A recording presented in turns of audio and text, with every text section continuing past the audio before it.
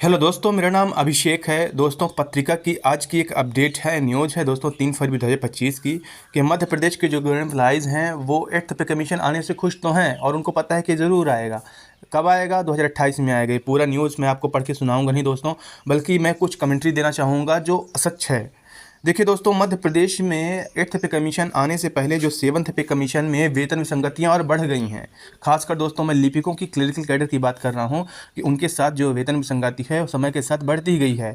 तो ऐसे में देखिएगा है क्या कि वेतन विसंगत दूर जो कराने की बात है वो सामने आ रही है। मतलब एम्प्लॉयज़ जो यूनियन है वो 8th पे कमीशन लागू होने से पहले जो वेतन विसंगत दूर कराने की मांग है उस पर ज़्यादा फोकस कर रहा है। विसंगतियां तो ऐसी भी हैं कि अभी 8th पे कमीशन लागू होने को है, लेकिन जो government employees of Madhya Pradesh उनको जो एचआरए है उससे सीपीसीपी मिल रहा है। उसके अलावा बहुत सारे ऐसे पोस्ट हैं, ऐसे डिपार्टमेंट्स हैं जहां के गवर्नमेंट एम्प्लॉयज़ को आज भी 5th और 6th पे कमीशन पे उनको वेतन प्राप्त हो रहा है। तो ये दूसरी मांग है दोस्तों, ये कहीं ना कहीं उनको एक प्रोपोर्शनेट तौर पर जो सैलरी है वो क्रेडिट हो रही है, मतलब कि उनको बराबर सैलरी मिल रही है। सबसे बड़ी अगर दिक्कत है जो मांगे हैं वो वेतन विसंगतियों का है, क्योंकि अगर फिटमेंट फैक्टर लगता है दोस्तों उनको उनके मूल वेतन पे, तो कहीं ना कहीं जो विसंगति 6वें वेतनमान में शुरू हो गई, 7वें में और बढ़ गई, अब 8वें में और बढ़ने वाली है। इसी के प्रति सजग होकर कहीं ना कहीं जो गवर्नमेंट एम्प्लॉयज़ यूनियन है अब वो क्या कर रहे हैं कि एक साथ इस बात पे जोर दे रहे हैं कि उनकी जो वेतन विसंगति है दूर की जाए। तो दोस्तों, वेतन विसंगत दूर करने के लिए 7 फरवरी को फिर से एक बार एम्प्लॉयज़ यूनियन बड़ा कदम उठा रहा है और 16 फरवरी को भोपाल में बहुत बड़ा कदम उठा रहा है।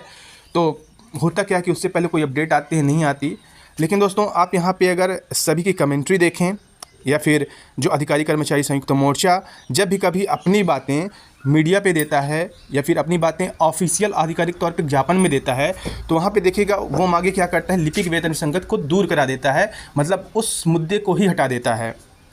देखिएगा मीडिया पे ये बात गई है कि जो मध्य प्रदेश के एम्प्लॉयज़ हैं उनकी जो मुख्य मांगें हैं उनमें क्या है कि पुरानी पेंशन बहाल की जाए, पदोन्नति की जाए, महंगाई भत्ता केंद्र के समान किया जाए और लिपिक संवर्ग को जो मंत्रालय के एम्प्लॉयज़ हैं उनके समान समयमान वेतनमान दिया जाए। मध्य प्रदेश का जो रियल में वेतन विसंगत का मुद्दा है उसको कहीं ना कहीं नज़रअंदाज जानबूझ के कराया जाता है।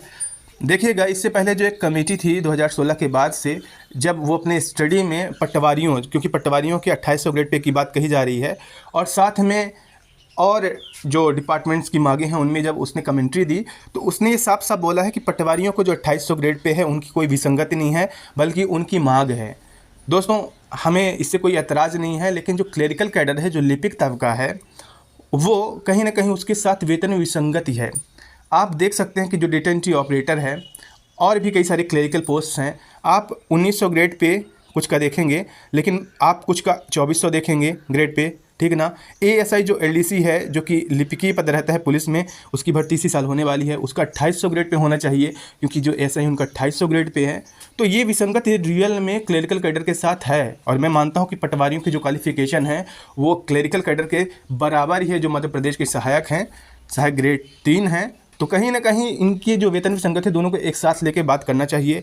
लेकिन आप हमेशा देख रहे हैं, मैं हमेशा इस बात को आपके सामने रखता आ रहा हूं कि पिछले लगभग 5-6 साल से मैं आपके सामने वीडियोज़ के माध्यम से दिखा रहा हूं कि जब भी कभी संयुक्त मोर्चा के साथ लिपिक वर्ग जाता है तो कहीं ना कहीं जो लिपिक की वेतन विसंगति है उससे ज्ञापन में जगह नहीं मिलता, उससे मीडिया में जगह नहीं मिलता। जानबूझ के लिपिकों का जो ग्रेड पे है वो ना बढ़े, ऐसा भरसक प्रयास किया जाता है।